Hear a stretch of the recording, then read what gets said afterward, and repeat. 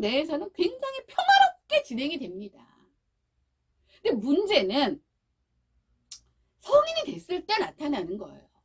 그리고 문제는 성인이 됐을 때 바로 드러나지 않는다는 겁니다. 우리나라 최고의 학교, 서울대학교 법학과를 다니는 친구가 미용실을 엄마 손잡고 와서 자기가 원하는 스타일의 머리를 몰라. 알아도 설명도 못해. 엄마가 다 얘기해줘야 되는 거야, 엄마가. 안녕하세요. 노무입니다. 와우, 와우, 와우. 아니, 시간이 너무 빨리 가요. 벌써 내가 5월달 걸 촬영을 하고 있네요. 예. 맞다. 외국 사는 친구들한테 물어보고 싶네. 우리는 5월, 메이 맞죠? 네. 메이면 우리는 가정의 달이라 그래갖고 어린이날, 아니다. 근로자의 날, 어린이날, 또 뭐 있어? 어버이날, 스승의 날, 성년의 날, 부부의 날, 또 있나? 몰라. 없는 것 같아. 예. 이렇게 해서, 물론 이제 그 공휴일, 휴일인 날도 있고, 그 다음에 이제, 휴일이 아닌 날도 있고, 예. 그래서 이제 5월은 어찌저찌 하면은 아주 많이 노는 날. 예. 뭐 이런 개념이 좀 있는 그런 달입니다.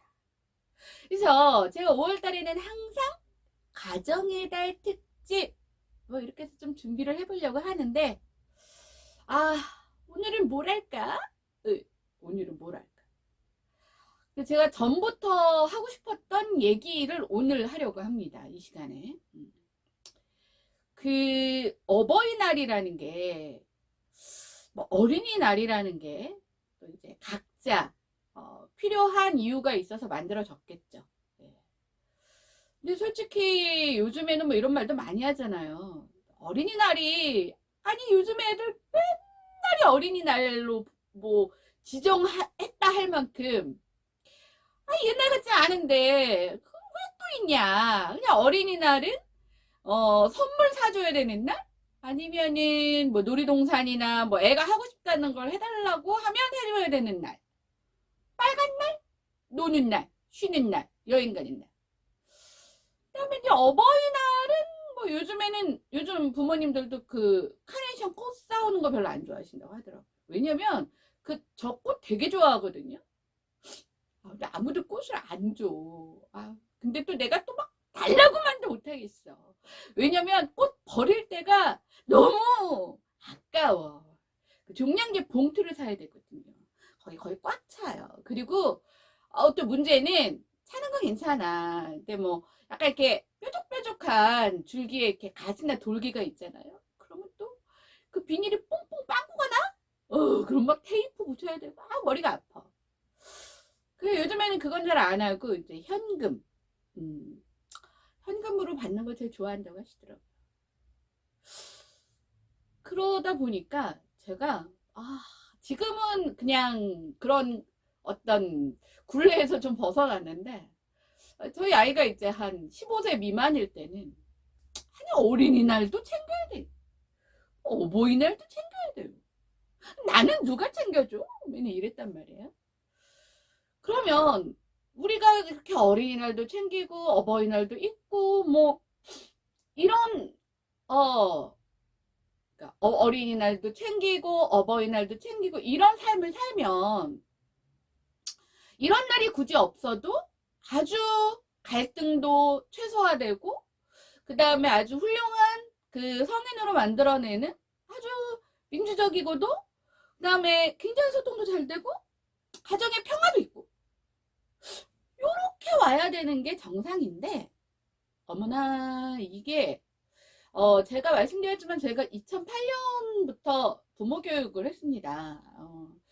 공식적으로는 한 4년 반 가까이 했지만 사실은 그 이전부터 쭉, 왜냐면 했던 그게 있으니까 아시던 분이 이렇게 쭉, 애들은 계속 쭉 성장을 하잖아요. 그러니까 아이가 5살 때 일으켰던 어떤 부모의 고민과 아이가 10년이 지난 후에 사춘기가 됐을 때 만들어지는 고민과 아이가 대학을 졸업하고 나서 성인이 됐을 때 만들어진 고민과 계속 이어져 오고 있기 때문에 생애 주기별로 상담을 안 해줄 수가 없어요.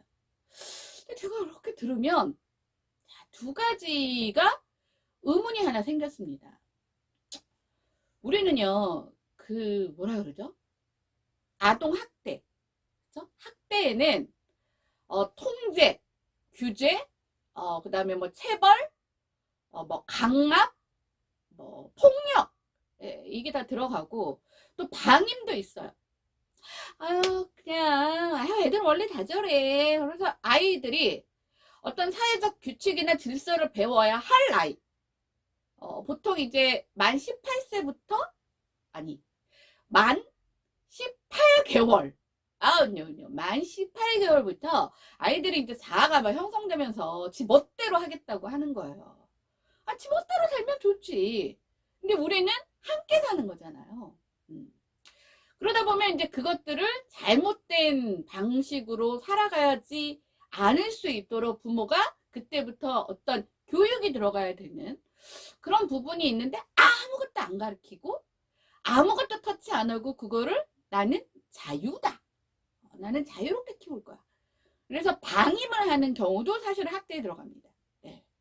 이게 포괄적인 학대 범위에 학대, 방임이 다 들어가는 거예요.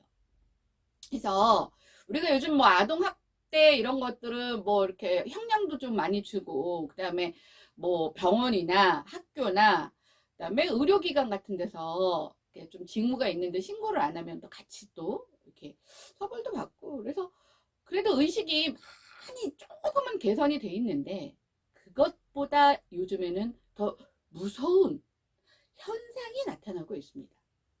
이게 뭐냐면요, 제가 자주 언급을 하는데 이게 심리학을 근간으로 했던 드라마의 어떤 대표적이기 때문에 뭐 언급을 안 할 수가 없어요.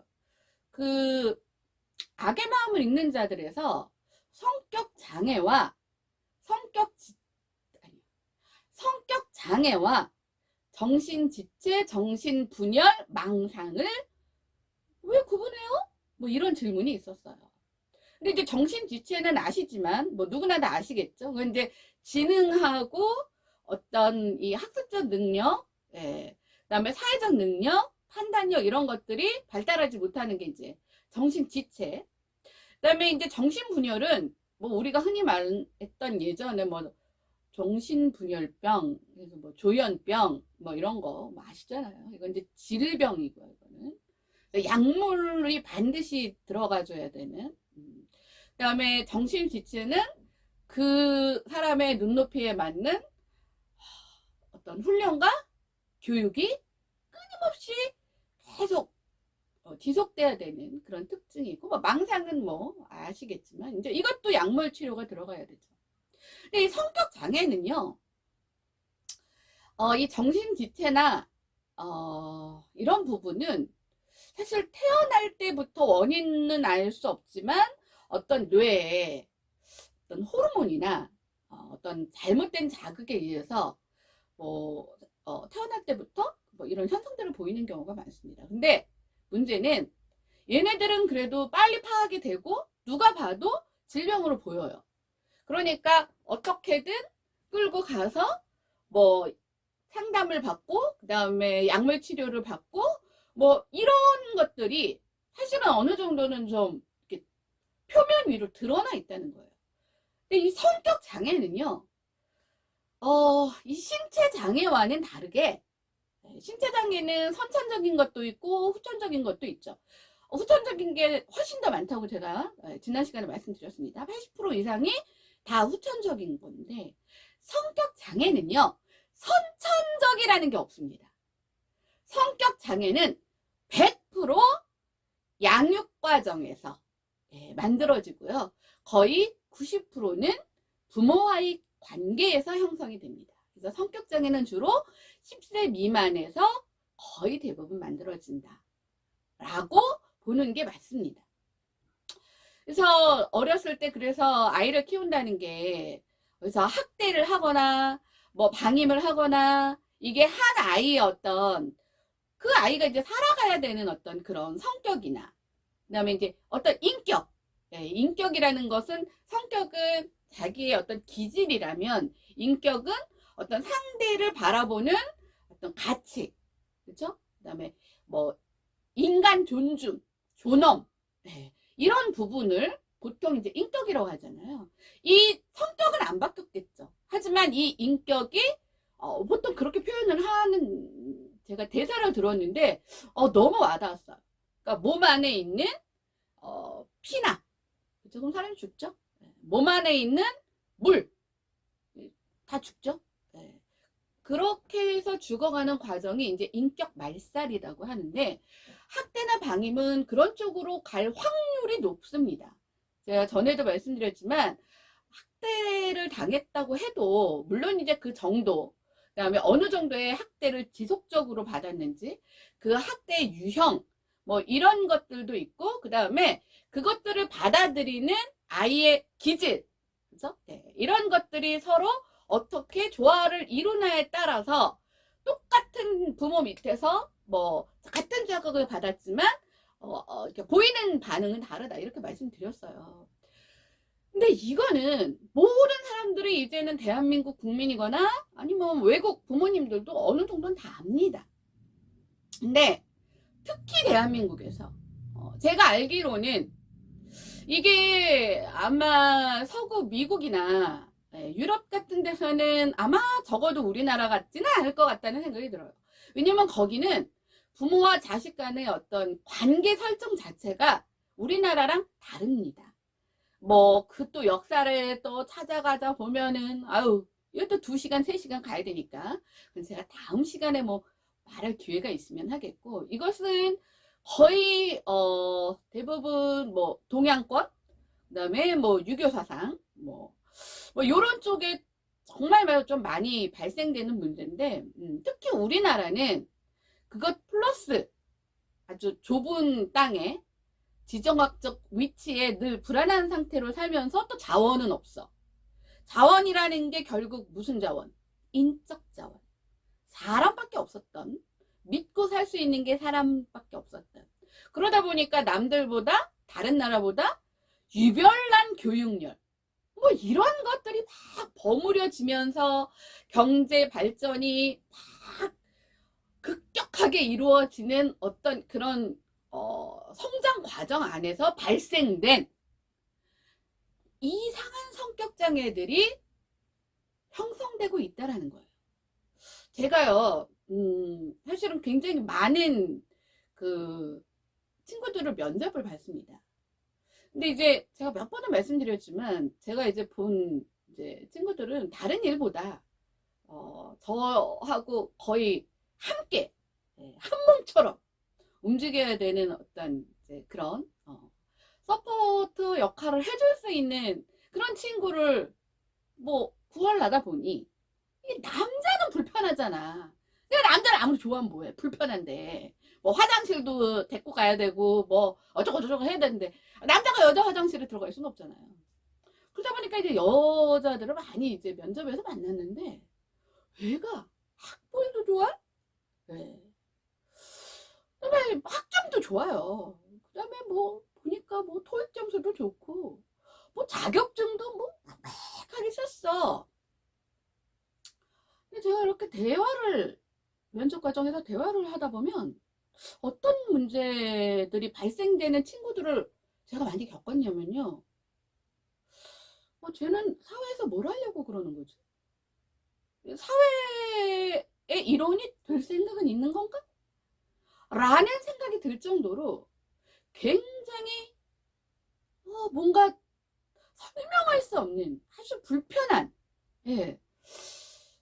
그래서 결국은 결국은 못 찾았습니다만 뭐 이제 전부 다는 아니고 몇 명이 제가 진짜 이해가 안 가는 거예요. 이해가.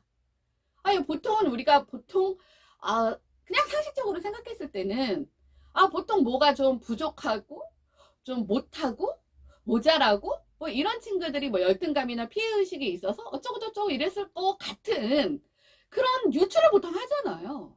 근데 이 친구는 누가 봐도 괜찮아. 예를 들면 뭐 학교 다닐 때 공부도 뭐 중상위권 늘 이상이었고, 그 다음에 애가 인성도 괜찮아. 왜? 예의도 발라. 예의도 바르고. 괜찮아. 근데 계속 이제 심층 면접에 들어가다 보면 어떤 아이 같은 느낌이 드냐면, 이걸 그림으로 그려봤습니다. 이게 뭐냐면요. 사회생활을 하겠다고 면접은 보러 나왔는데, 사회생활을 할 준비도, 사회생활을 할 어떤 소양도 갖추지 못한, 이게 이제 집이잖아요. 집 안에 혼자서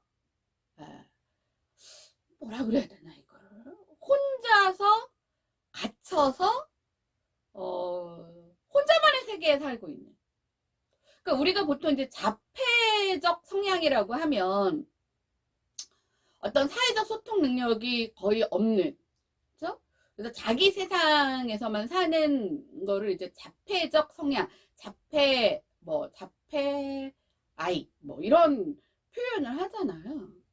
근데 이제 자폐 아이라는 어떤 그런 그 아이를 이렇게 보면요, 그건 누가 봐도 살짝 아이가 아프구나 라는 게 느껴질 수밖에 없는 그 행동 패턴을 보입니다. 근데 제가 만났던 친구들은 한 5분? 네, 5분 정도 면접할 때는요, 아니 좋다니까, 학벌도 좋고 인물도 괜찮아, 뭐 그 정도 되면 됐지, 뭐 미인대에 나갈 거야? 거기다가 막 학점도 열심히 공부를 했나봐요. 뭐 영어 성적도 나쁘지 않아. 그리고 뭐 자격증 같은 것도 많이 땄어요. 우리 뭐 한국인들이 엔간하면 다 따는 무슨 커마일 뭐 어쩌고 해서 많이 땄어. 근데 한 10분 지나 15분 지나 얘기를 하다 보면 지능은 정상 이상인데, 예의도 바르다니까, 인사도 잘하고. 근데 문제는 그 어떤 세상을 바라보는 사고, 세상을 대하는 태도가 요 집 안에서 혼자서 머리하고 이 움직이지를 않는다라는 게 아마 뭐 어떤 표현이 될까요? 할 줄 아는 게 없는 거야. 할 줄 아는 게. 그러니까 먹고 그냥 앉아만 있는 형태를 제가 표현한 겁니다. 그 다음에 이 팔과 다리, 세상 밖으로 나가서 세상에서 몸을 움직이지 않고 살다 보니까 팔과 다리는 거의 퇴화되기 직전의 상태로 보는 거예요. 지능은 아예 정상인데, 요즘에는 이제 IQ 이런 얘기는 안 쓰잖아요. 흔한 말로 이제 IQ로 치면은 120, 30 이상 급으로 되는 정도. 아니 도대체 얘를 이렇게 만든 게 뭘까? 라는 것들이 제가 궁금해지기 시작했습니다. 그래서 그때부터 제가 사실은 이게 아마 한 7, 8년 전부터, 그래서 이 부분에 대해서 아주 디테일하게 한번 연구를 제가 한번 해봤습니다. 그랬더니 그 결론이 뭐냐면, 이런 친구들이 상담소는 찾아갈 지언정 의학적 도움을 받을 수 있는 방법은 없는, 그런 성격장애라는 카테고리가 하나 있다는 걸 제가 알았어요. 제가 그것을, 이게 이제 약간 정신의학 쪽 정말 전문 영역인데, 사실 상담학에서 다룰 수 있는 건 굉장히 한정적이거든요.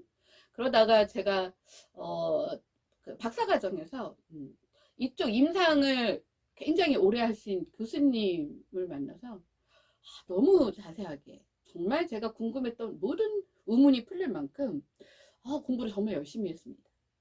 이게 뭐냐면 요즘에 새로 등장한, 그러니까 뭐냐면 우리 나이대에 어떤 헝그리 정신, 예, 그리고 모든 사람들이 다 힘든 가난한 삶. 예, 이런 게 아니라 먹고 사는 걱정은 없어? 새끼 밥 먹는 거 걱정 없어? 어느 정도 경제 성장은 이뤘기 때문에 중산층 이상은 전부 다 공부할 수 있어?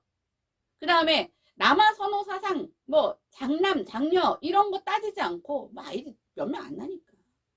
공부하고 싶으면 여자고 남자고 얼마든지 자기 능력껏 교육할 수 있는 환경, 뭐 이런 게 생기면서 나타난 신종 성격장애라는 거예요. 근데 성격장애의 개념을 보면요, 요거를 또 제가 누굽니까? 우리 저 김남길이 아니구나, 송하영 씨가 악마자에서 그 프로파일러로 나오셨던 분이 깔끔하게 정리를 해주셨더라고요. 안 그러면 내도 일일이 다 찾아봐야 되잖아. 자, 이게 뭐냐면 강박적, 의존적, 회피적, 반사회적이 극단적으로 이루어지는 성격적 상황을 성격장애다라고 합니다. 그러면 성격장애인 사람들이 대부분의 상식적인 일반적인 사람들과 자유롭게 소통하고 그 사회 안에서 만들어진 갈등을 자기 스스로의 방법으로 해결하고, 그죠? 문제 해결 능력을 가질 수 있느냐? 없다는 거죠. 자, 첫 번째 하나로씩 나눠서 보면요, 이 강박적이라는 것은 결국은 뭐냐면 자신이 만들어내는 루틴입니다. 자신이 만들어내는 루틴. 이거는 누구나 있어요. 누구나. 그래서 뭐 예를 들면 뭐 아주 사소하게는 그 뭐 이런 우스갯소리가 있었어요. 속옷을 입을 때 위부터 입느냐 아래부터 입느냐부터 시작해 갖고요. 밥 먹기 전에 반드시 물을 한 모금 먹고 먹어야 되는 사람부터 시작해 갖고요. 뭐 잠잘 때 똑바로 누워 자는 사람, 옆으로 누워 자는 사람, 엎어서 자는 사람부터 시작해 갖고요. 뭐 하여튼 그 우리가 자신만이, 그게 뭐냐면 뭘 해야지가 아니라 자신이 그렇게 하지 않으면 뭔가 굉장히 불편해지는 상황이 만들어지기 때문에 이것들을 반드시 해야 하는 어떤 그런, 그게 심리적 안정을 이제 가져오는 거죠. 이게 이제 보통 강박적이라고 이제 보통 말해요. 그래서 누구나 다 있습니다. 이거. 정도의 문제예요. 정도. 항상 이 정도가 중요한 거지. 강박적 성향이 없는 사람은 제가 봤을 때는 그러면 정말 사회의 삶을 포기한 사람이 아닌 이상 강박적 성향은 반드시 있을 수밖에 없어요. 근데 문제는 뭐냐면 이게 나의 강박적 성향으로 그냥 끝나면 괜찮은데 이게 너무 지나치게 강화가 된 사람이 아이를 낳아서, 자, 아이하고 부모님하고의 관계에서는 특히 뭐 양육자인데 뭐 아무래도 엄마가 많겠죠. 엄마든 뭐 할머니든 할아버지든 하여튼 그럴 때 본인의 루틴이 너무 강해서 아이는 태어나서는 아무것도 판단하고 선택할 수 있는, 그게 안 되는 상황이잖아요. 그러니까 자신의 루틴을 강박적으로 계속 주입시키는 이런 상황들을 만들어내는 겁니다. 그러면 그 아이도 이 강박적 성향 누구나 다 있긴 하지만 어느 정도는 다 평균선에서 자기 삶의 지장을 초래하지 않는 정도로 잘 관리가 되는데 이 사람들은 이것 때문에 제대로 하지를 못하는 거예요. 근데 이게 이제 서로 누군가와 이제 소통을 해야 되는 어떤 상황이 됐을 때, 다른 사람의 어떤 그러면 루틴도 있죠. 여기 세 사람이 있으면 내 거, A 거, B 거. 그러면 어떤 상황에서는 내게 나올 수도 있지만 다른 상황에서는 A나 B게 나올 수도 있잖아요. 그러면 뭐 적절한 거는 뭐 수용도 하고 또 절대 수용할 수 없는 그런 잘못된 것들은 커트도 하고 뭐 이런 게 이제 사회생활이라는 거란 말이에요. 근데 그게 조절이 안 되는 겁니다. 여기에는 두 가지가 있어요. 너무 지나치게 통제나 규제를 받아서 어떤 불안에 의해서 강박이 강화가 되는 그런 것 때문에 강박이 어떤 강화되는 상태의 강박적 성향도 있을 수 있고요. 또 하나는 뭐냐면 너무 터치를 안 하는 거야. 네. 왜냐면 너의 그 루틴도 있지만 나의 루틴도 있고 뭐 형의 누나의 루틴도 있고 아빠의 루틴도 있는데 그냥 너무 이쁘다 이쁘다 우리가 흔히 말하는 오냐 오냐 그러니까 전혀 터치를 안 하다 보니까 그 가정 내에서 본인이 왕인 거예요. 본인이 킹이야. 그러니까 내 루틴은 누구도 건드리면 안 돼. 근데 그게 바깥에 나갔을 때 인정되는 부분이 없죠. 예를 들면 자 요거는 제가 정리를 나중에 한꺼번에 하겠습니다만 보통 이런 성향의 아이들이 이제 유치원이나 학교를 들어가면 이제 선생님이나 다른 친구들로부터 사실은 굉장히 비난이나 비판이나 약간 거리감을 두게 되는 상황이 만들어지는 요인이기도 합니다. 그러니까 이건 뭐예요? 부모에 의해서 만들어지는 거예요. 자, 그 다음에 이제 의존적인 건 뭐냐면, 자, 의존적인 건 뭐 설명할 필요는 없습니다만, 어떤 의미를 담고 있냐면, 이건 사실은 좀 성격하고 굉장히 관련이 깊습니다. 제가 이제 명리학을 하면서 타고난 본성, 예, 이런 게 있다고 말씀드렸잖아요. 타고난 본성. 타고난 본성에 아주 큰 파트를 아주 크게 나누면, 우리 보통 뭐 내양, 외향 이렇게 나누지만 명리학에서는 내양, 외향 뿐만 아니라 그러니까 본인의 독립적 기질이 강한 아이와 본인의 독립적 기질, 즉 자신의 기질이 약한 아이 이렇게 두 파트로 나눌 수 있습니다. 그래서 이 강한 아이들은 좀 부모님들이 양육하는데 좀 힘들어해요. 왜냐면 자기 생각, 자기 소신, 자기 주관 이런 게 너무 애가 막 강하니까 엄마가 힘든 거야. 특히나 이제 거기에 엄마까지 그런 성향이면 끊임없이 부딪히고 예를 들면 엄마는 약한데 아이가 강하면 엄마가 맨날 질질질 끌려다니는 거야. 근데 여기서 이제 말하는 의존적이 되는 아이들은 자가 강하지 못한 아이들이 특히나 더 여기에 노출돼서 성격장애로 갈 확률이 높습니다. 근데 누구나 다 자기 자신은요 강하든 약하든 자기의 독립체로 존재하고자 하는 것이 기본의 인간의 본성입니다. 근데 누군가에 의존하고 살 수밖에 없는 상황으로 만들어져 가는 거죠. 그러니까 이게 또 하나의 성격 장애의 아주 큰 요인 중에 하나예요. 그래서 이제 제가 이제 와서 생각해 보니까 제가 이제 뭐 친구를 저는 막 친구가 많은 걸 제가 다음에도 말씀드리겠지만 그런 사람들하고 뭐 친해지는 능력은 있는 거지만 그게 그 사람들과의 어떤 관계성, 사회성이 좋다라고 절대 보지 않거든요. 예, 이거는 이제 근거가 있습니다만. 근데 이제 제 친구가 굉장히 오래됐죠. 근데 2명을 제가 사실은 일부러 정리를 했습니다. 근데 제가 정리한 그 2 친구가 여기에 해당하는 친구였어요. 그래서 그 당시는 애들이 다 공부도 잘하고 재주도 많고 한 친구는 이뻤고 아니 도대체 뭐 부족한 게 없는 친구들이었는데 그 당시는 그걸 이해하지 못했어요. 그냥 얘가 좀 특별한가? 뭔가 좀 하여튼 납득할 수는 없지만 뭐 나한테는 나쁘지 않았으니까 나한테 잘하면 나한테 뭐 피해주지 않으면 근데 제가 이제 학교 다닐 때는 잘 인지하지 못하다가 이제 사회로 나오고 결혼을 하고 이제 많은 사람들과 만나고 공부하고 하면서 그 친구가 결국은 성격장애였다라는 걸 알게 됐어요. 그리고 제가 감당하지 못하는 상황이 되면서 제가 그 친구 2를 정리를 하게 됐습니다. 근데 이게 어느 정도로 심했냐면요.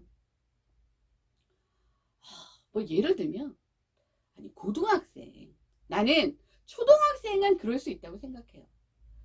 고등학생인데 엄마가 허락해준 옷만 입어야 되고요. 얘는. 네. 그 다음에 그냥 친구들끼리 뭐 예를 들면 이런 거 있잖아요.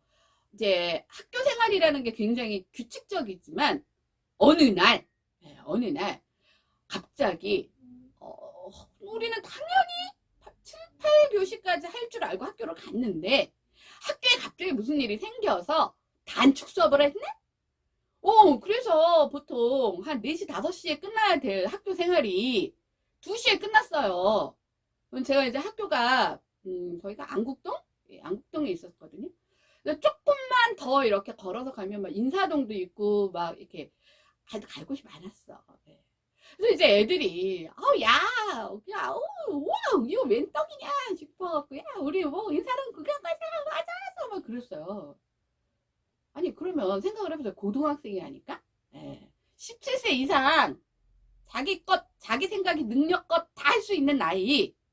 그러니까 애들은 뭐 어디로 갈까 뭐 이러고 있는데 갑자기 그 엄마한테 물어봐야 된다는 거예요. 그래서 야 우리 돈도 없고 어차피 5시면 다 집에 들어갈 건데 그래서 엄마한테 물어봤는데 엄마가 집에 들어오라 그러면 너 갈 거냐? 그랬더니 그렇대요. 그래서 그 친구는 어떻게 됐느냐? 그냥 결국 집에 갔습니다. 왜냐면 그 공중전화 그 당시는 이제 공중전화를 찾아서 이렇게 했는데 엄마가 집에 안 계셨나 봐요. 그러니까 엄마한테 물어보고 엄마가 허락하지 않았는데 어디 괜히 갔다가 하면은 뭐 하는지 모르겠어요. 네. 그래서 그냥 갔습니다. 네. 저희는 가서 잘 놀다가 5시에 맞춰서 집에 들어갔고요. 이게요 초등학교 1, 2, 3학년 때까지는 그게 맞는데 이제 사춘기를 넘어서 만 15세가 넘은 친구들이 보일 수 있는 일반적인 현상은 아니었거든요. 네. 자, 세 번째는 이제 회피적인데 이게요 가끔 제가 얘기 또 해야 돼? 그냥 또 할래. 제가 그 많은 그 동성 말고 이성이 너무 궁금했다고 말씀드렸잖아요. 이제 이성 파악을 하기 위해서 임상으로 미팅, 소개팅을 엄청 많이 했다고. 근데 제가 그렇게 나쁘진 않았어요. 그래서 보통 이제 만나면 뭐 진짜 98% 이상은 뭐 다음이 항상 있었죠. 네. 애프터라고 하는데 애프터가 항상 있었어. 이제 그러다가 어느 순간에 이제 사람이 이제 모르는 사람하고 이렇게 하다 보면은 처음에 뭐 한 2-3번까지는 내가 정 아니라고 해도 뭐 맞춰주고 이런 게 있지만 보통 이게 한 10번쯤 가면 그게 한 2달 정도 걸립니다. 2달 좀 가면은 서로 의견 충돌도 있을 수 있고 뭐 여러 가지가 있을 수 있죠. 네. 근데 자, 문제가 있거나 뭐 아니면 갈등이 생겼거나 아니면 본인이 굉장히 이렇게 따를 수 없는 어떤 그런 상황이 생겼을 때 제가 깜짝 놀랐던 게요. 그냥 잠수를 타버리는 케이스가 있었던 거예요. 그러니까 그냥 갑자기 연락이 안 돼. 저는 그런 상황을 만나본 적이 없거든요. 저는. 그러다가 아니 뭐 여자 친구들끼리는 그냥 다 친구잖아요. 친구니까 다 또 근처에 살잖아. 같은 학교 다니고 그러니까 뭐 그러고 저러고 할 게 없는데 이게 이제 20살 때 이 사람들은 뭐 저 어느 동네에 사는지도 잘 모르고 근데 이제 처음에는 이제 제가 워낙 순진해갖고 진짜 뭐가 있나? 뭐 이렇게 생각을 했는데 나중에 이제 한 2번 정도 3번 정도 겪으면서 알게 됐어요. 그래서 저는 제일 제가 피하는 대상은 문제가 생겼을 때 잠수 타는 스타일입니다. 이건 뭐예요? 전형적인 회피형이에요. 그러니까 잠수를 탄다는 건 뭐예요? 연락 다 끊고 나 화났어. 네가 나 찾아요. 네. 그리고 정면으로 직시하는 걸 못하는 사람입니다. 그래서 이 회피적인 사람은요. 아주 솔직히 말하면 굉장히 아주 쉽게, 예, 아주 쉽게 판단할 수 있는 근거 중에 하나가, 저는 하고 싶어도 못해서 그렇긴 하지만, 이 갈등이 생겼거나, 예, 뭐 좋을 때야 뭐 모르겠지만, 이 사람의 눈을 똑바로 쳐다보지 못합니다. 시선을 피하는 거죠. 우리가 왜 시선을 피한다는 게 뭐예요? 피하고 싶다는 거잖아요. 예. 근데 이게 뭐 정말 대상에 따라서 그럴 수밖에 없는 뭐 어쩌다 한 번이 아니라, 매사 본인이 어떤 문제를 일으켰을 때 발생되는 현상이 이 회피로 가는 거예요. 근데 이 정치인들 중에도 가끔 이런 분이 있습니다.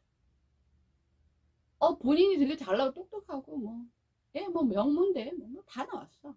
왜냐면 내가 사실은 정치인들을 이게 샘플링 하기가 참 좋은 게, 이게 언론에 많이 노출이 되잖아요. 그럼 이제 몇 개는 의도적 정치적 행위일 수도 있어요. 때로는 일부러. 근데 항상 그러신 분이 있으시더라고요. 항상 늘 10년이 넘도록. 그래서 이분은 제가 봤을 때는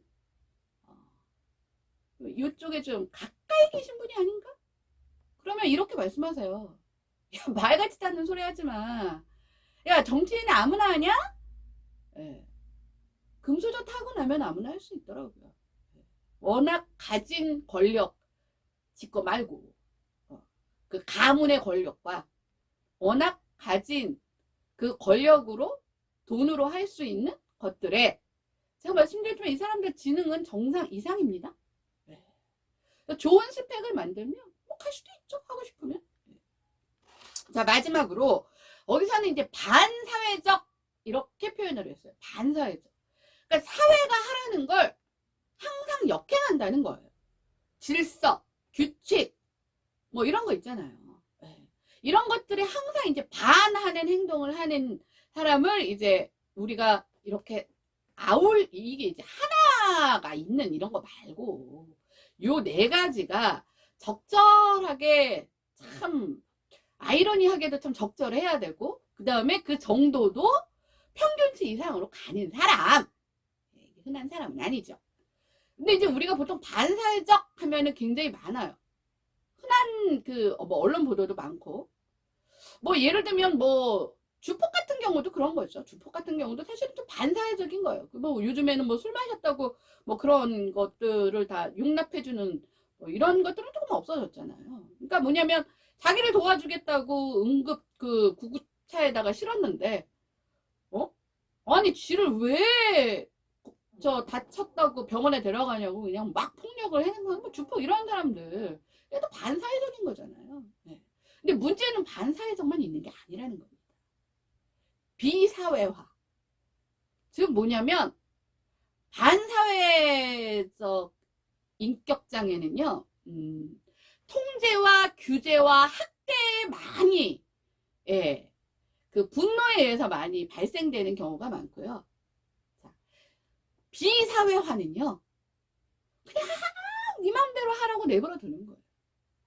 그러니까 우리가 흔히 말해서 이 사람은 무서울 것도, 그렇죠? 어려운 사람도, 어른도 없는 거예요.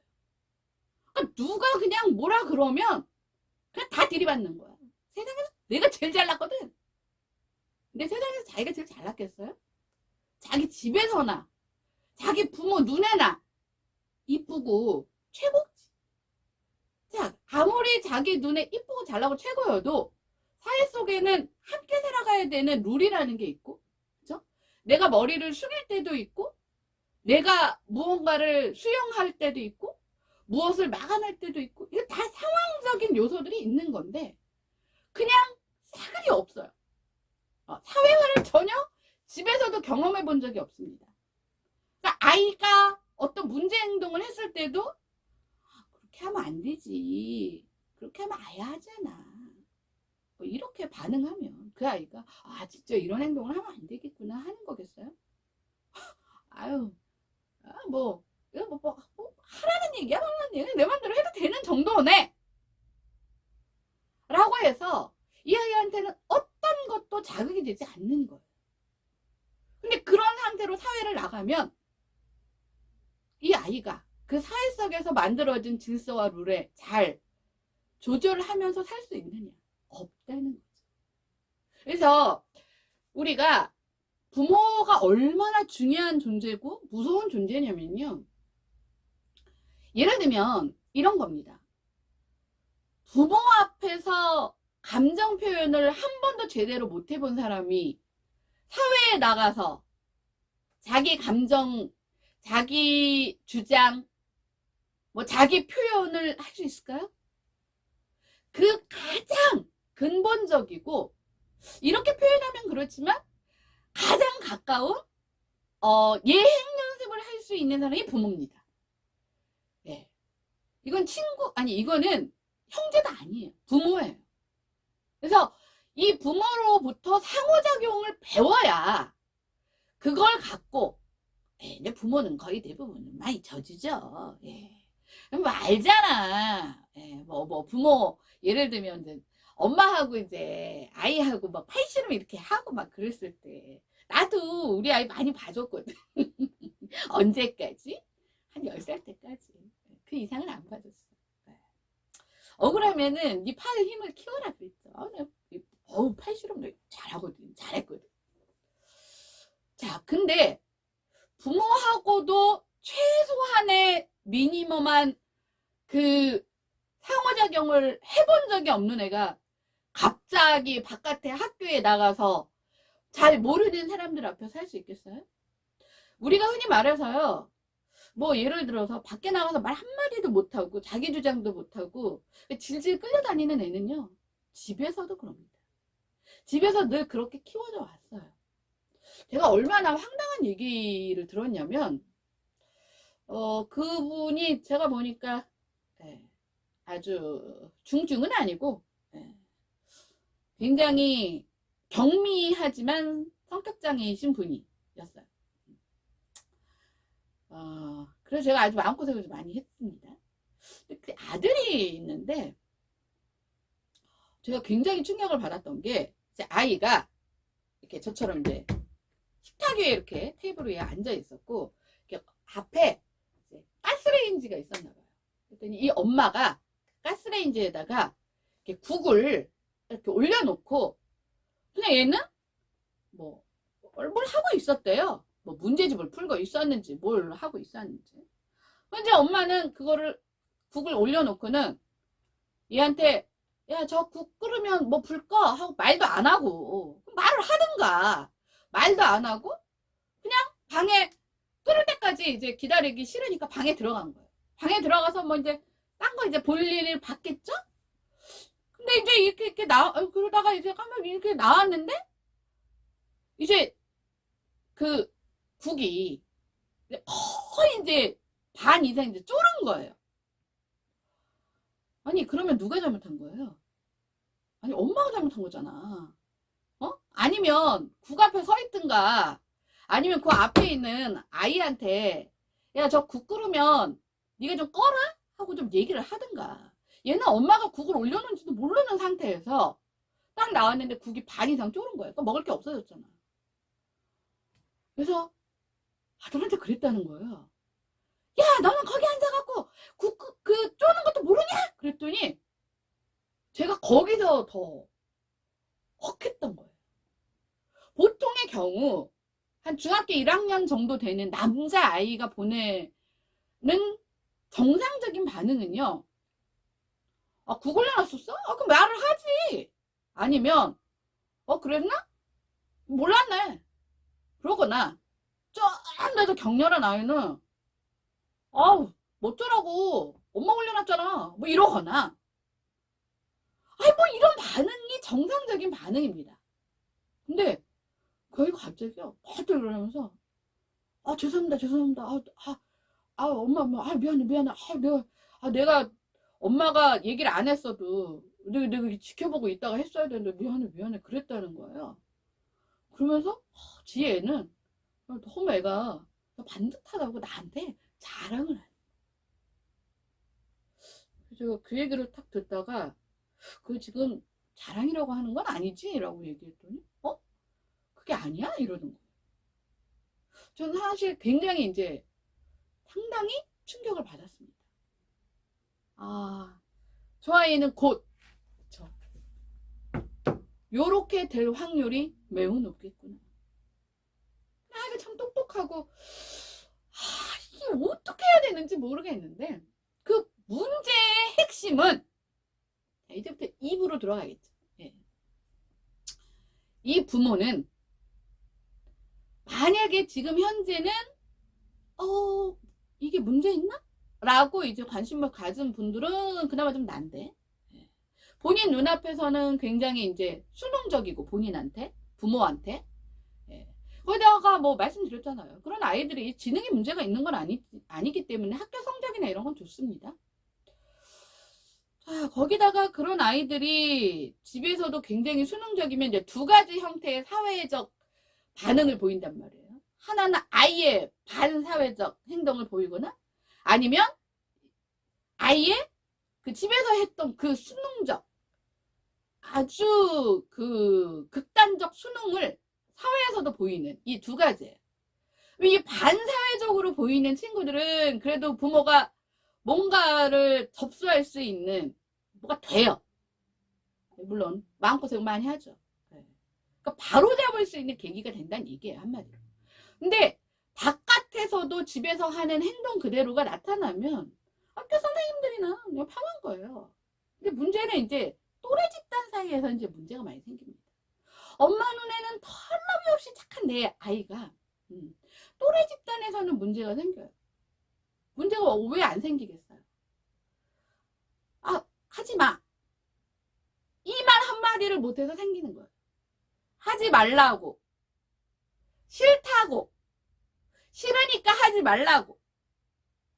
요 얘기를 집에서 한 번도 해본 적이 없는 아이가 바깥에 나가서 할 리가 없잖아요. 그러면 싫다고 이런 얘기를 어른들 앞에서 안 하면 어른들이 너무 편하죠. 근데 문제는 또래 집단 사이에서는 그 존재 자체가 뭐로 비춰지는 거예요? 약자로 비춰지는 겁니다. 그리고 우리가 굉장히 무슨 교과서 도덕 시간 뭘 공부했는지는 모르겠는데 그 인간에 대해서 지나치게 과대평가를 하는 부분이 있어요. 인간의 속성은요, 사회화가 되기는 하지만 근본적으로는 어떤 힘의 논리에서 움직여지는 그 힘이 권력일 수도 있고 재력일 수도 있고 뭐 여러 가지 있지만 자, 그것들을 마음대로 어떤 뭐라 그러죠? 구조화되지 않고 마음대로 막 하고 내지르는 게 문제가 되는 거지. 이 본성 자체가 문제가 있다 볼 수는 없는 거예요. 아니, 생각을 해보세요. 저는 집에 강아지는 없지만 그 강아지 키우는 제 동생 얘기를 들어보니까 강아지도 이 서열, 그쵸? 서열을 본다는 거예요. 단순히 밥 주는 사람이 최고긴 하지만 만약에 식구가 4식구면 이 밥 주는 사람을 제외하고 나머지들을 다 서열화 시킨다는 거예요.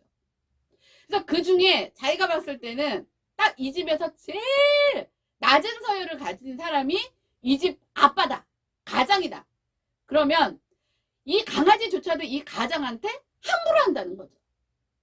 이게 속성이라는 거예요. 이게 속성. 근데 그렇게 키워지는 건 도대체 그렇다고 그 엄마를 학대나 뭐 방임으로 볼 수는 없어요. 절대 그런 부분은 없습니다. 그럼 도대체 뭘까? 에서 찾은 답이 있습니다. 요즘 엄마들이 조금 머리가 깨이고 그다음에 교육 수준이 많이 올라가고 그 다음에 많은 교육들이 많이 이제 여기저기서 발생이 되면서 생겨난 고질병, 후천적 고질병. 즉 이것이 뭐냐면 나는 최고의 모성애를 가진 내 아이를 가장 잘 아는 조력자야. 이런 착각들입니다. 근데 이게 정도가 적당하면 정말 좋죠. 예. 어차피 우리가 미성년자를 키우는 그 동안에는 이런 부분들이 없을 수 없으니까. 근데 문제는 너무 사랑하는 정도가 너무 지나치거나 양적으로, 아니면 본인이 생각하는 모성애가 삐뚤어진 왜곡된 모성애이거나, 그 다음에 자기가 자기 자식을 가장 잘 알기 때문에 가장 훌륭한 조력자라고 생각하는 착각. 자기 하나도 간수도 못하면서 무슨 조력을 해. 근데 아이는 자기 입장에서는 아주 다루기 쉬운, 남편이나 부모를 다루는 것보다는 쉽잖아, 관계적으로 봤을 때. 특히 어린아이일 때. 그래서 이것들을 착각할 수 있는 요소들이 굉장히 많습니다. 근데 다 성장하고 나서 보면 뭐가 된 거예요?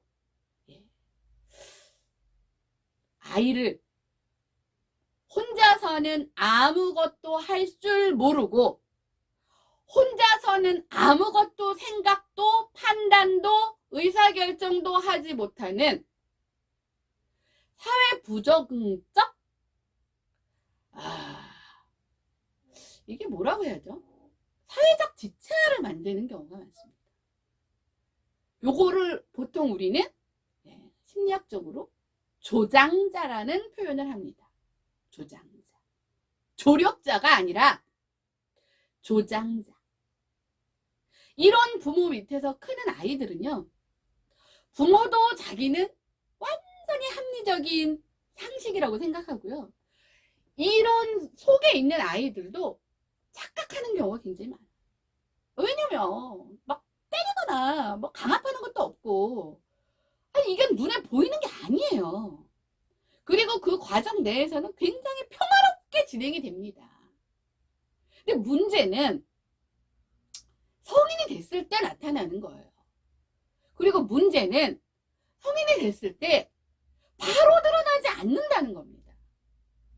이게 제가 뭐 이게 한 십몇 년 전부터 나오는 거예요. 우리나라 최고의 학교, 서울대학교 법학과를 다니는 친구가, 전에도 말씀드렸을 거예요. 미용실을 엄마 손잡고 와서 자기가 원하는 스타일의 머리를 몰라. 알아도 설명도 못해. 엄마가 다 얘기해줘야 되는 거야, 엄마가. 그러면 그 아이가 머리만 그러겠어요? 옷도 마찬가지고요. 옷만 그러겠어요? 음식도 엄마가 주는 음식만 먹고요. 뭐 이런 아이들 특징이 그런 거 있잖아요. 밖에서 파는 음식은 다 불량식품이야. 엄마가 해주는 음식만 정상 음식으로 판단하는 아이들. 그 아주 사소한 거지만 이런 사소함 속에서 모든 것들이 다 규명이 됩니다. 제가 제 주변 지인들 중에도요, 너무 많이 목격을 했어요. 근데 이제 어린아이일 때는 다 저는 용납이 됩니다. 저도 어느 정도는 그렇게 키웠어요. 왜냐면 그렇게 키우지 않으면 아이들은요, 계속 갑니다. 예를 들면 과자나 뭐 이런 사탕 같은 것을 절제시키지 않으면 계속 달라고 해요. 계속. 그래서 뭐 예를 들면 사탕은 3개만 준다, 뭐 이런 약속들을 하지 않으면, 그쵸? 커트를 하지 않으면 아이들은 그런 걸 스스로 통제할 수 있는 능력이 안 돼요. 근데 애들 나이가 먹잖아. 그러면 맨날 엄마 아빠가 신발끈 묶어주고 신발 신겨줬던 아이가 한 뭐 어느 정도 일정 기간 지가 신는 것처럼 이제 그런 것들도 바뀌어야 되는데, 부모는 어떤 마음으로? 1번 이 4가지의 조건에 의해서 잘못된 조장자가 되고, 아이는 그 조장자의 그 교육과 양육 속에서 요것에 해당하는 성격장애를 가진 아이로 그냥 성장해 버린다는 거예요. 그럼 4가지가 뭐냐? 1번,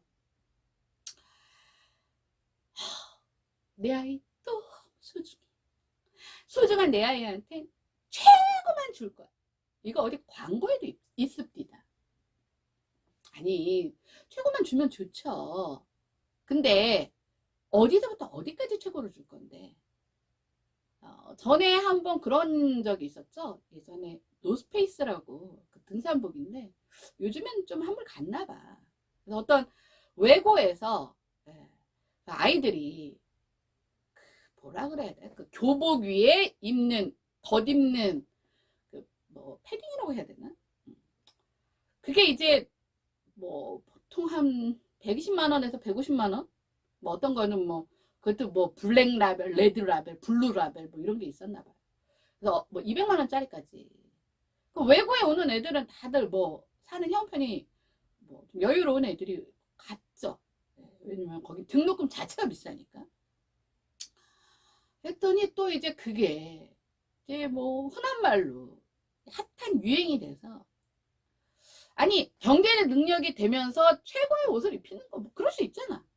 근데 경제적 능력이 안 되는데 우리 아이는 최고만 주고 싶어 해갖고 수입이 300만 원 되는 집에서 애 교복 위에 덧입을 학교 들어가면 그냥 의자에 걸어놓는 그거를 우리 애 기죽일까봐 수입의 반 이상을 차지하는 그 노스페이스 패딩을 사서 입히고 엄마는 나가서 식당 일하고.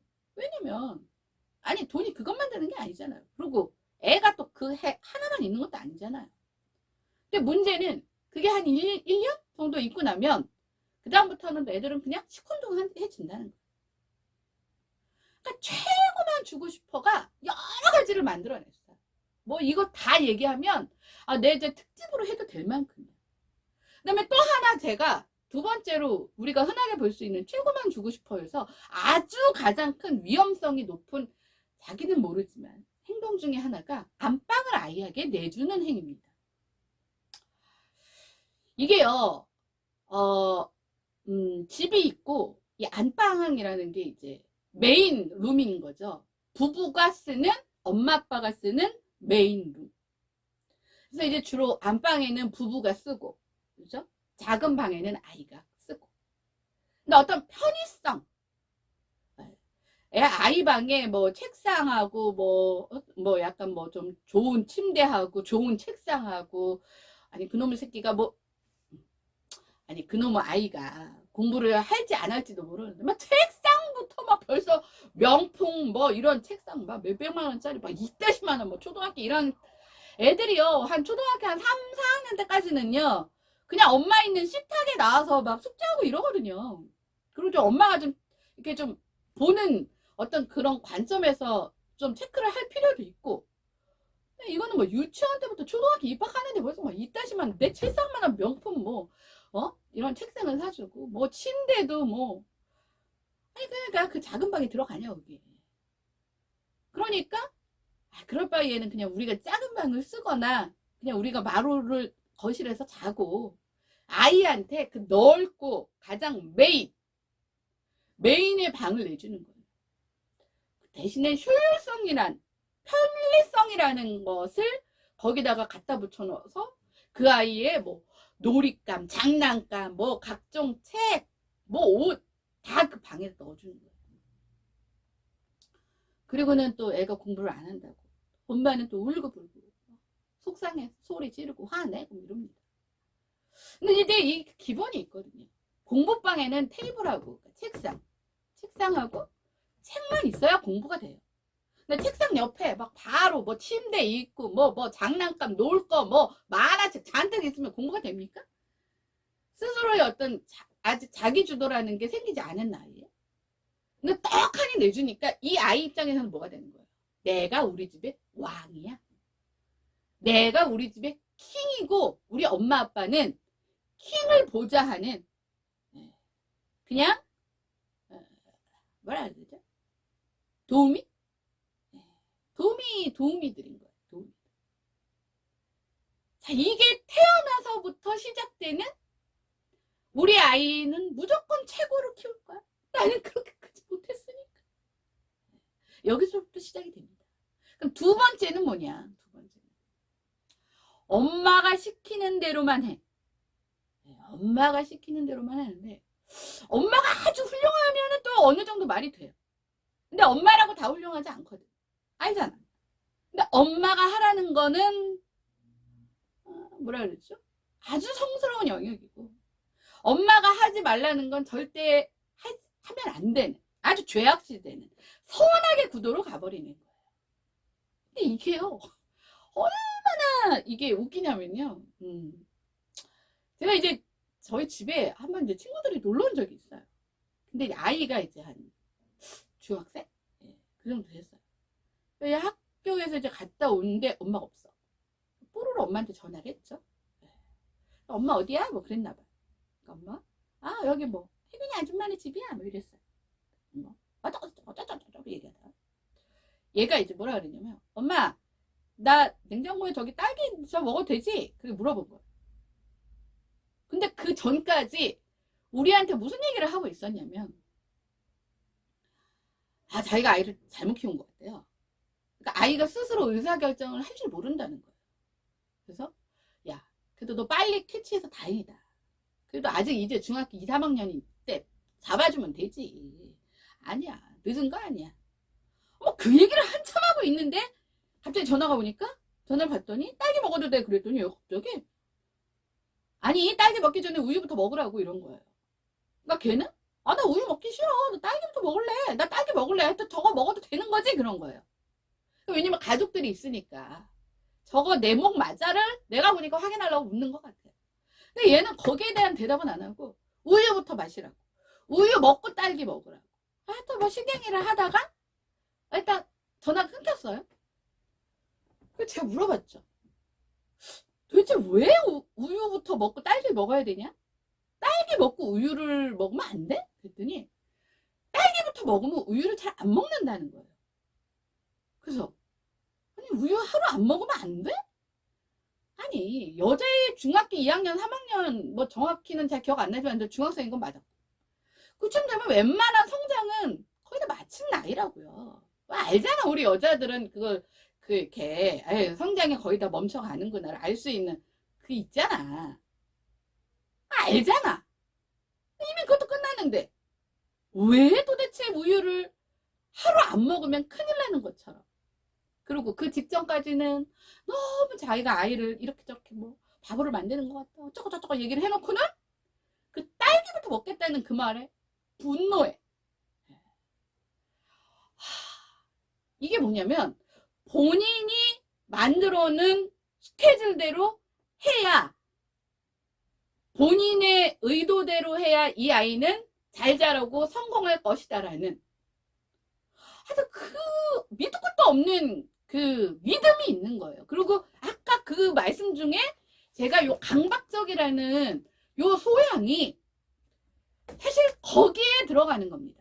물론 초등학교 아이가 저학년일 때는요, 먼저 학교 오면은 뭐 손발 씻고 뭐 손발 씻고 옷 갈아입고 뭐 숙제부터 하고 뭐 간식 먹고, 저도 그렇게 했어요. 근데 문제는 한 3학년쯤 지나잖아요. 안 해요. 그러면 그때부터는 조금씩 아이가 성장하면서 이 조율을 필요한 거예요. 오자마자 숙제는 안 하더라도, 그쵸? 뭐 저녁 먹기 전에 그러면 하는 걸로, 아니면 자기 전에 하는 걸로, 대신에 잠은 무조건 10시 안에 자는 걸로, 이런 약간 그 바운더리가 커져야 되는 거예요. 이렇게. 근데 중학교 2학년 3학년짜리 아이를 아직도 우유부터 먹고 딸기를 먹어야 한다라는 그 가당치도 않은 그 자기 강박에 의해서 자기가 시키는 대로 하지 않으면 아이가 잘못될 거라는 그 불안감 속에 아이를 계속 몰아넣는 거예요. 그리고 아이가 자기가 시키는 대로 해야 일단 자기가 안심이 되잖아. 그러면 자기 안심이 되는 걸 이코어로 뭐라고 생각하는 거예요? 이 아이가 잘 크고 있고 엇나가지 않고 삐뚤어지지 않고 평균 이상으로 성공할 것이다라는 어떤 뭐 근거 없는 믿음을 갖게 되는 겁니다. 이게 굉장히 많은데 이거를 더 조장한 게 뭐였냐면 무슨 드라마 같은 데서 많이 조장을 했어요. 그리고 굉장히 일부였겠지만 어떤 보도, 언론, 뭐 이런 거 있었어요. 뭐 스케줄맘. 그래서 애가 학교 갔다 오면은 딱 오면은 뭐부터 하고 탁탁탁 해서 뭐 학원 싫고 뭐 앞에서 기다려서 뭐 이렇게 해서 운전해줘서 데려다주고 뭐 이러지 않은 엄마는 굉장히 아이한테 소홀한 엄마? 그 무능한 엄마? 관심 없는 엄마? 그 다음에 그런 걸 해야 좀 시대에 좀 부응하는 엄마? 좀 세련된 엄마? 강남 엄마? 뭐 이런 이미지. 아니 스케줄을 엄마하고 애 스케줄을 뭐 초등학교 아이 스케줄에 뭐 거기에 왜 사람 돈 써서 스케줄 맘이라는 사람이 왜 필요합니까? 난 도대체 옛날에 유머라는 그 젖주는 아줌마 아니 젖주는 하여튼 예. 그거 들어봤어도 나는 그 스케줄맘이라는 거를 들어본 적이 없는데 불긋불긋 거기서부터 생겨나면서 이제 드라마에도 나오기 시작하는 거예요. 그거의 완결판이 뭐였어요? 스카이캐슬이었어요. 이러면서 아이는요 자기 게 없는 거예요. 그러니까 그러다 보니까 그 제가 만난 분들 중에 와 초등학교 6학년이 슈퍼를 가서 자기가 돈을 내고 과자 한 번을 사본 적이 없는 걸 굉장히 자랑스럽게 얘기하는 정말 정신 나간 엄마도 제가 봤습니다. 아이를 얼마만큼 바보를 만들어야 저 엄마가 저거를 자랑이라고 생각하지 않을 수 있을까. 근데 뭐 정식 저한테 상담 요청한 분이 아니라서 그냥 뭐 어떡합니까? 제가 뭐 일일이 다 뭐 얘기를 해줄 수는 없잖아요. 자, 세 번째는 뭐냐면 요게 또 이제 굉장히 많은 거예요. 이게 보통 이제 뭐 좀 예전에 드라마 같은 데서 나오는 좀 힘있고 돈 있고 그래서 부모의 인생이 더 중요한 그러니까 아이는 부모의 인생을 해치지 않는 망치지 않는 그런 캐릭터에서 많이 나왔던 거죠. 왜냐면 목적만 달성하면 나머지는 다 허용이 되는 이 결정적인 게 뭐예요? 네, 2017년도예요. 뭐 18년도예요. 19년도인가? 아니야 18년도인가? 네, 그 조국 사태. 그러니까 뭐냐면 엄마 아빠가 만들어 놓은 이 아름다운 성과 힘과 돈과 가문의 영광을 수단과 방법을 가리지 않고 자식은 거기에 잘 꾸며주는 그런 존재가 돼야 되는 거예요. 그 존재가 되는 조건으로 나머지는 또 다 허용을 해줍니다. 네. 아이가 그냥 하겠다는 거 예를 들면 부모가 생각하는 딱 자신의 어떤 그 그림 외에는 나머지는 그냥 너가 알아서 해. 그래서 뭐 막말로 뭐 진짜 무슨 짓을 해도 그냥 부모가 네 번째 다 카바쳐주는 거예요. 다 카바쳐주는 거예요. 그 중에 제가 정말 나도 부모주면 정말 기염하지 않을 수 없었던 게 아니 아이가 그 코로나 때문에 뭐 그랬는지 그 이전인지는 그건 잘 모르겠지만 이게 비대면으로 시험을 보는데 이거를 뭐 이렇게 핸드폰으로 캡처해서 부모한테 엄마 반 아빠 반 해서 야 시험을 봤다는데 그게 정상적인 부모면 아이가 설령 그래 잘못된 판단을 해서 아 이거 뭐 과목이 법 과목이니까 엄마가 좀 아빠가 좀 해주면 안 돼? 근데 1번부터 6번까지 중에 1번 2번 3번은 엄마 분야랑 가까우니까 이건 엄마가 하고 4, 5, 6번은 아빠 분야가 가까우니까 이거 아빠가 해주면 안 돼. 그러면 만약에 저희 부모한테 우리 애가 만약에 그랬다 그러면 그 씨알이 먹혔겠어요. 또 거기다 좋다고 해준 거야. 그러니까 뭐냐면 엄마 아빠의 아주 훌륭한 꾸밈이 되는 아이가 된다면 뭐 나머지는 뭐 야 뭐 별거냐. 야 그리고 나중에 문제 생기면 엄마 아빠가 네 똥 다 치워줄게. 너는 그냥 거룩한 공주 왕자가 되면 돼. 무늬만이라도 좋아. 나의 훌륭한 내 인생에 우리 가문에 훌륭한 액세서리만 되어줄 수만 있으면, 야, 나머지 지저분한 건 엄마 아빠가 다 무수리, 네, 내시처럼 우리가 다 해줄게. 그러니까 그것만 해내. 이 네 가지의 조건을 아주 아이를 성공시키고 훌륭한 뭔가를 만들어내는 조력자라는 타이틀을 걸고, 거기에 엄마 아빠의 아주 헌신적이고 희생적이고 아름다운 모성애와 부성애로 감성파리로 확 포장을 해갖고, 원래 부모 마음이잖아. 아, 마음은 그렇지, 마음은. 아, 근데 마음이 다 마음대로 막 행동해요, 우리가? 마음은 그렇지만 안 되는 건 안 되는 거고, 잘못된 건 바로 잡으라고 있는 게 부모인데, 거기까지 막 또 가진 리본이 막 포장을 해갖고는 그렇게 해서 사회에 내놓습니다. 그러면 뭐 걸렸으니까 그 아이의 인생은 뭐 얼굴 다 팔렸겠다. 뭐 모르는 사람이 없잖아, 대한민국에. 그리고 뭐 나는 정말 역겨웠던 게, 무슨 뭐 가정 파괴?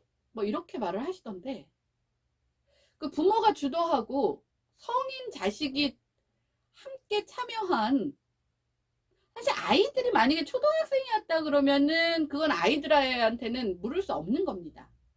중학교까지도 그래요. 근데 곧 입시를 치를 성인을 앞두고 있는 그 성인 이후에 또 대학원 갈 때 벌인 일들, 적어도 대학교까지는 그래, 양보해서 그렇다 치고, 대학원, 의전원 뭐 이런 거 들어갈 때 했다는 건 걔도 성인이잖아. 자기 인생을 책임지는. 부부 사기단도 있고 가족 사기단도 있고 사기당이라는 것도 존재하는 건데, 아니 그게 무슨 어떤 범죄에 대해서 네 명이 공모를 해서 했으면 그냥 공모가 된 거지. 서로가 공공연한 공모자가 된 거고 주도자가 있고 다른 자가 있을 뿐인 거지. 그러니까 뭐예요? 안쓰러운 겁니다. 그 아들, 뭐 아들 얘기는 잘 모르겠고 그 딸만 해도 그냥 정상적인 이런 조장자가 없이 스스로 잘 클 수 있는 아이였을 거라고 난 생각을 해요. 스스로 생각하고 스스로 판단하고 스스로 의사결정하고. 그러니까 이 네 가지에서 그 친구는 뭐예요? 이 의존적, 이게 사실은 가장 큰데, 이 의존적이라는 것을 자기가 벗어났다면, 아 근데 난 그렇게까지 하면서는 가고 싶지 않아, 뭔가 조치를 취했으면 걔 인생이 이렇게까지 말리진 않았겠죠. 근데 걔도 뭔 거예요? 그 안에 들어가서 사는 게 편한 거예요. 왜?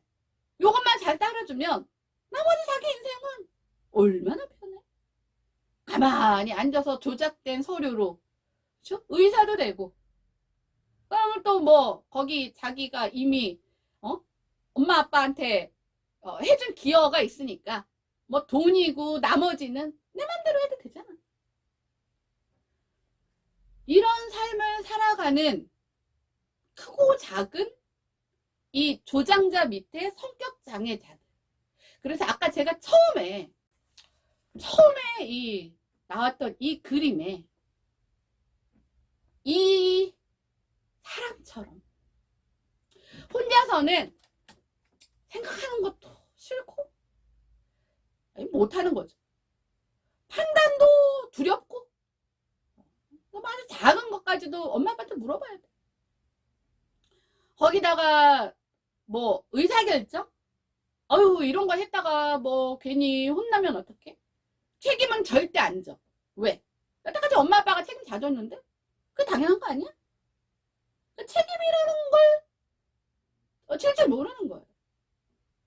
그리고 항상 부모 뒤에 숨고, 부모가 나서서 뭐 윽박을 지르던 쌈박질을 하던 뭐 돈 주고 회유를 하던 뭐, 근데 부모 몫인 거고, 나이가 30이 넘었는데. 근데 그것을 받아줄 수 있는 세상이 아니잖아요. 그러니까 어떻게 해야 돼? 집안에 있어야지. 평생. 그래서 제가 코칭을 전공한 참 하기를 정말 잘했다고 생각하는 게, 제가 이제 코칭을 이제 하는 과정에서 뭐 그래 어제 뭐 했니? 뭐 이런 질문에는 대답 잘한다니까. 근데 자기 자신의 생각, 왜 그렇게 생각하니? 라고 하는 왜, why가 들어가잖아요. 그럼 그냥 입이 닫혀요. 생각해 본 적이 없는데요. 잘 모르겠는데.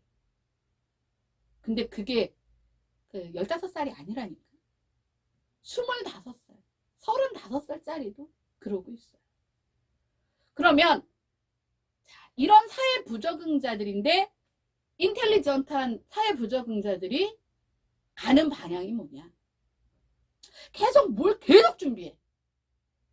뭐 A 학교를 들어갔으면 갑자기 적성에 안 맞는 것 같아. 그 과가 적성에 안 맞는지 맞는지는요, 한 1년 다녀보면 알아요. 근데 2학년까지 다 맞춰놓고 갑자기 또 편입을 한다고. 편입 공부를 한대. 편입이 쉽습니까? 그러다가 또 이렇게 또 편입 공부하다 안 되면 갑자기 무슨 자격증을 따야겠대. 그래서 휴학을 계속 반복합니다. 근데 제대로 하는 건 없어요. 왜냐면 힘들거든. 그런데 어떻게 그렇게 하다가 대학 졸업까지는 어떻게 근신이 했어?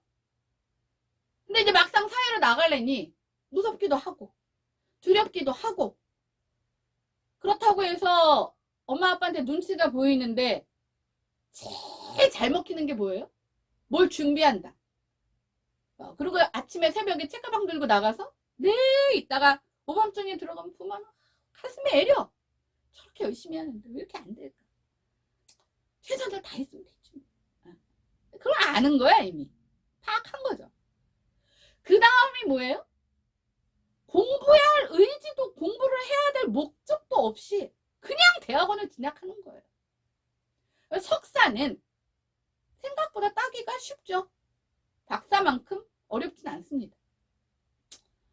성실하고 뭐 기본적인 공부만 하면 그래도 석사는 어느 정도 딸 확률이 높단 말이에요. 근데 석사 하고 나면 이제 그 다음에 박사 타령 나오는 거. 그 다음에 한국에서는 이게 우리 그 학교 레벨이 알잖아. 우리 대한민국 사람들 다 알잖아. 부모도 다 알잖아. 근데 이제 그 높은 레벨의 학교를 갈 자신이 없는 거야. 그럼 그 다음부터 뭘 얘기해? 유학을 간다는 거야. 이런 고민을 하는 학부모님들을 저는 너무 많이 만났습니다. 어떻게 해야 될지 모르겠다는 거예요.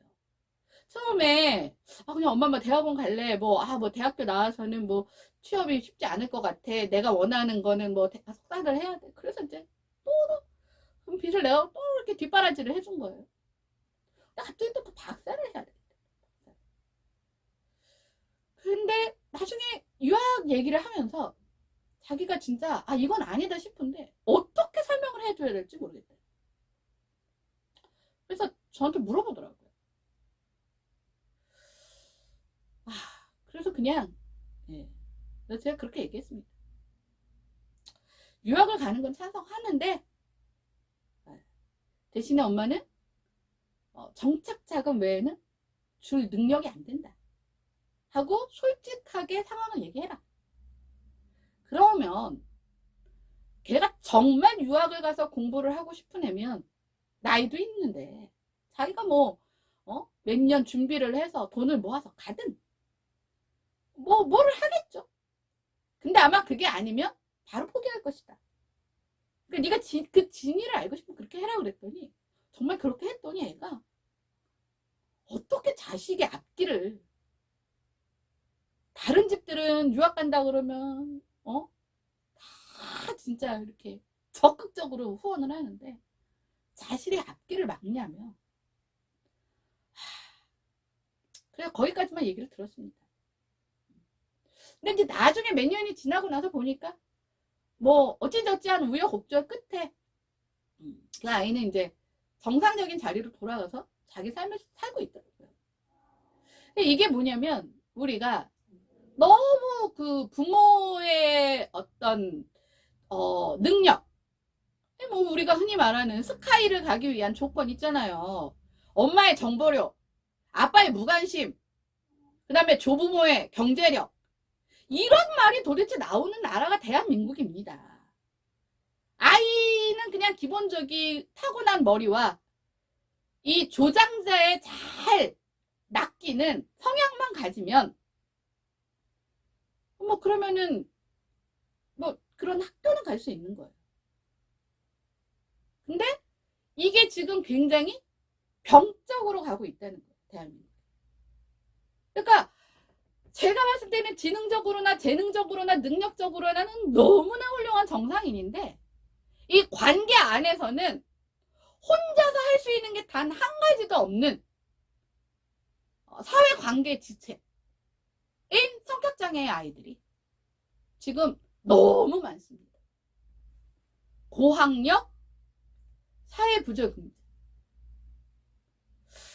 그래서 제가 이 부분에 대해서 정말 이 굉장히 심각한 사회 문제인데, 문제는 일반 성격장애 와 비슷하게 이게 지능적으로나 이런 부분에서는 거의 이 사람들은 문제가 없고, 그 다음에 이 부모조차도 자기가 되게 훌륭한 조력자였는데 애가 문제가 있어서 이게 어긋났다라고 생각하는 이 인지 왜곡, 이거 어떻게 바꿔줄 방법이 없어요. 그렇잖아. 뭐 뇌를 어떻게 열고 뭘 이렇게 조작해서 할 수 있는 게 아니잖아요, 이거는. 그 다음에 아이는 아이의 인생에서 스스로 할 수 있는 게 없고 늘 치여요. 그 다음에 무서운 거야, 세상이. 새로운 사람과 만나서 새로운 조직에서 새로운 일을 맞닥뜨려서 내가 잘못하면 욕먹어 가면서 해야 되는 그 세상이 무서우니까 자꾸 어디로 공부 잘했던 그 삶 안으로 계속 회피를 하면서 사는 거예요. 거기에는 뭐야? 성역인 거야. 부모가 건드리고 함부로 욕할 수 없는 성역. 이래서요, 지금 대한민국의 취업률이 낮네 어쩌네 하지만 역으로 사람을 써야 되는 제 입장에서는요, 제대로 된 인재가 없다는 굉장히 큰 지금 딜레마에 빠져 있는 게 대한민국의 현실입니다. 그리고 그 중심에는 이 네 가지, 최고만 주고 싶고 엄마 말만 잘 들으면 성공이 어느 정도 보장된다는, 그 다음에 그 외에 나머지는 아주 자유롭게 네 맘대로 해도 되니까 하는 어떤 기준 없는, 원칙 없는, 그 다음에 아이한테 스스로의 책임을 물을 수 있는 어떤 방법들을 알려주지 않는, 웬만한 거는 다 엄마가 치맛바람, 바지바람, 뭐 학교 뭐 가갖고 뭐 하는 거 다 엄마가 하잖아. 아이들은 다 빠져있고. 요즘에는 알림장도 안 쓰고요.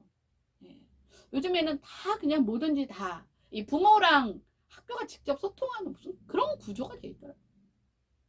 그러니까 아이가 내가 알림장을 써오지 않으면 내가 내 학교 생활에 문제가 생겨를 경험할 시스템이 없는 거예요.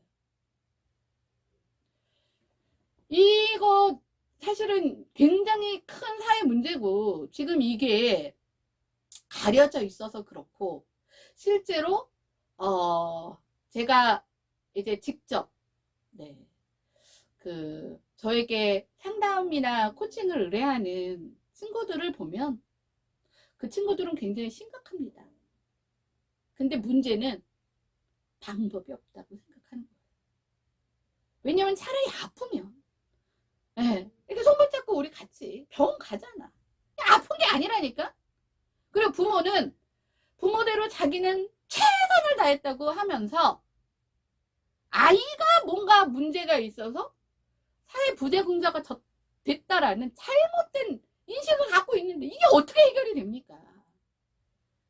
그래서 이제는 이런 잘못된 시스템, 무슨 아이를 무슨 무슨 인형도 아니고 무슨 사육, 이거는 교육이 아니라 사육이죠.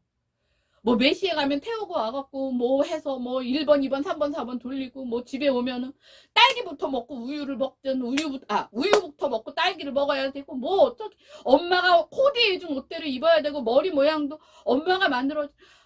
아니, 스스로 지가 뭐 집단에는 이렇게 하고 이쁜 줄 알고 갔는데 애들이 야, 막, 야, 너 그 되게 웃긴다, 야, 막 이러면요. 그다음부터 그거 안 해요.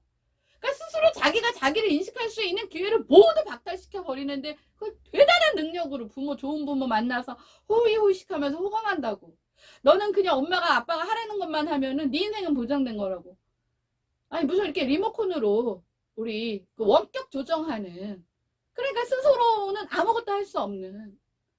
근데 또 지능은 멀쩡하고 학벌은 높으니까 이것을 인식하지도 못하는 이런 사상 초유의 굉장한 심각한 사회 문제로 지금 가고 있습니다. 그리고 이것들은 문제의식화 하지도 않아요. 다들 정상이야. 문제는 다 뭐예요? 그렇게 키워준 아이가 이상해서 문제가 되는 거예요. 다 아이 탓으로 돌리는 거죠. 다른 부분은 모르겠지만 뭐 거꾸로 아이가 부모 탓하는 것도 있고요. 그 얘기는 뭐 다음 시간에 또 할 얘기가 있겠지만 이 어버이날, 어린이날 뭐 이런 날들은 잔뜩 있고 그 다음에 이제는 뭐 학교에서의 체벌 뭐 이런 거 학생 인권 뭐 어쩌고저쩌고 해서 아이의 학대나 방임이 아닌 이상은 어떤 굉장히 많이 개선된 것 같은 착취를 보이지만 이런 또 다른 굉장히 위험한 사회 문제들을 우리가 가정 내에서 지금 갖고 안고 살아가고 커져가고 있다라는 이것들을 저는 꼭 말씀을 드리고 싶었습니다. 근데 제가 이 얘기를 하면 가슴이 뜨끔하신 부모님 분명히 계실 거고요. 제가 이 얘기를 하면 아 우리 부모님 얘기네 라고 생각하는 젊은 친구들도 있을 겁니다. 가장 좋은 마지막으로 해답이 뭐냐? 분리입니다. 분리. 이게요. 분리를 시키지 않으면 즉 성인이 됐으면 적어도 아주 작게지만 이 공간의 분리 그쵸? 역할의 분리가 되지 않으면요. 그냥 뭐 평생 갈 수밖에 없습니다. 이 문제에서의 해답은 굉장히 간단한데 이렇게 성장해온 가정 내에서는 가장 어려운 해답. 근데 더 고통스러운 건 나도 알아. 아는데 안 돼. 못해. 이런 부분이라는 거. 그래서 제가 오늘은 특히 뭐 요즘에 좀 강의가 길긴 한데 이 부분은 제가 뭐 가장 강조하고 싶고 이 부분이 얼마나 중요한 핵심의 사회 문제로 돼 있는지를 아무도 가장 중요하다고 생각하지 않기 때문에 제가 오늘은 좀 길게 1부, 2부로 나눠서 맨날 나누지만 한번 진행해 보았습니다. 우리 아이들은요 근본적으로는 아주 건강한 아이로 다 태어납니다. 기본적으로는. 근데 어떻게 이 아이들이 성장해 오는 과정을 통해서 아주 그냥 평균만 살아도 이 사람들은 다 잘 살 수 있는데 혹시 부모의 잘못된 이건 뭐야 뭐라고 해야 될지 모르겠어요. 이런 조장자의 부모 밑에서 이런 바보의 아이를 만드는 이것들을 정말 좀 심각하게 본인이 스스로 좀 진단하고 답을 찾으려면 분리 떨어져 나가야 된다는 거 억지로라도 하시면 결국 굉장히 쉽게 해답을 찾을 수 있다는 이 말씀을 드리면서 마치겠습니다. 우리 지금 인구도 줄는데 애도 하나 둘밖에 없고 이거 잘 키워야 되는데 이게 잘 키우겠다는 잘못된 것 때문에 이게 좀 오버가 돼서 지금 역풍을 맞고 있어요. 역풍. 하여튼 자 그러면 5월의 가정의 달 할 얘기가 너무 많은데 여기까지만 하고 마치겠습니다. 감사합니다.